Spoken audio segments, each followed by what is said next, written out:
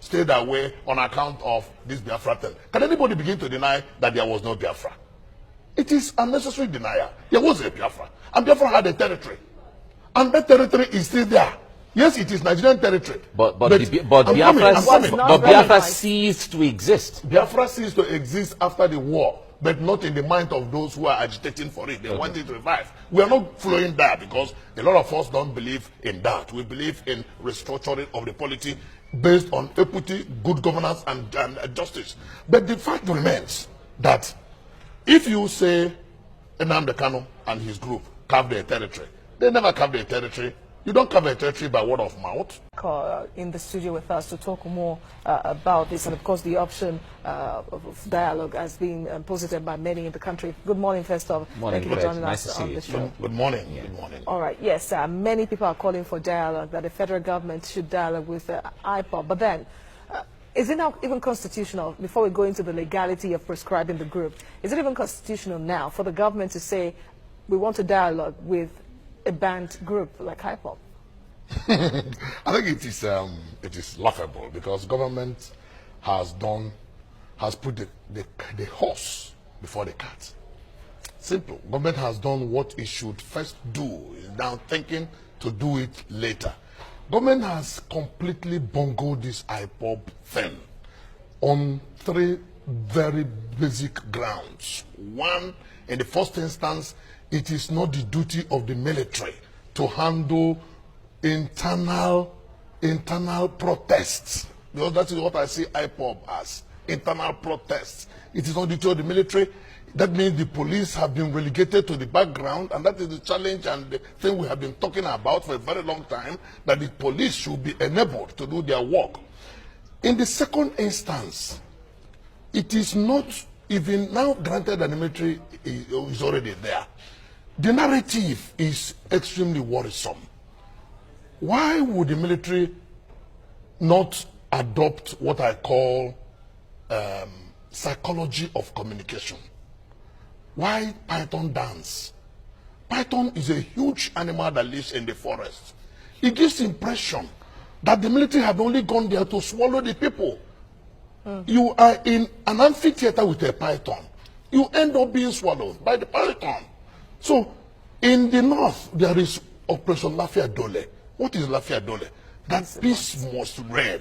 Why wouldn't they adopt similar code name in the southeast? Why don't you adopt Operation Udokama? Why don't you adopt Operation Njikoka? Why don't you adopt Operation Anibuofu? Meaning peace is supreme, unity is strength. We are one. These are all names you can use. Why use that name, Operation Python Dance? You have already destroyed the psyche of the people. The people, the same people you have gone there to protect, because you said, according to elementary, that they have gone there because of the security challenges in the southeast. So you have gone there to protect the people of the southeast, and you have massively destroyed their mentality. So why adopt that name? In the territory of Northeast, where there is massive terrorism, you adopted a benign name like Lafia Dole. In the Southeast, where there is no such challenge, you adopt such a wide name like Python Dance. The people are terrorized. Okay. Now, the third mistake that the military has made, and which is the most terrible one, is codenaming and calling IPOB a terrorist organization. By all intents and purposes, it cannot stand. And that is why every well-meaning Nigerian, every well-meaning observer of Nigeria, the whole international community is shouting and saying, this is wrong. This is wrong. Anybody who does not see it as being wrong is only trying to flow with the tide.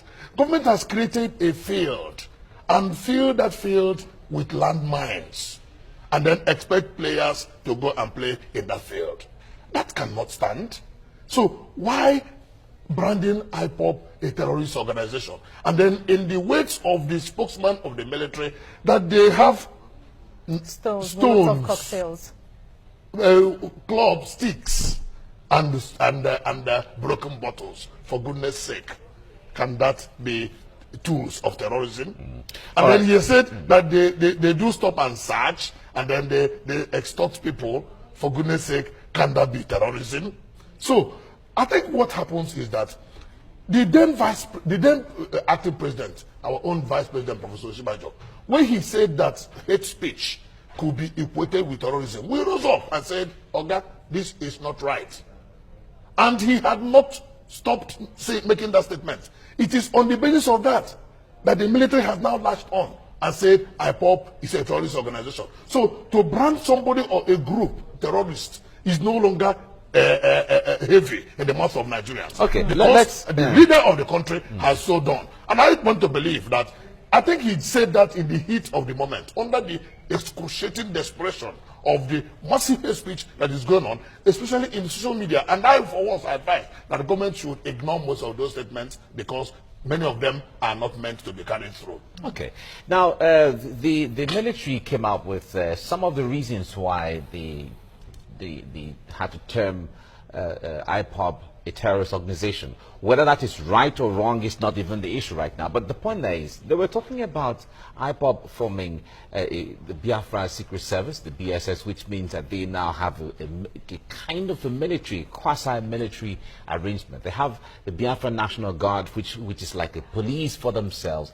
And they started talking about carving out. In fact, they've named areas where from the territory where it is called Biafra, as the case may be. So when it comes to issues of that kind, yes, how would you have wanted the Nigerian government or the military, either through the military or directly, how would you have wanted them to engage when Nnamdi Kanu was coming up with an arrangement like that? Government, look, there are so many, government made Nnamdi Kanu to start with.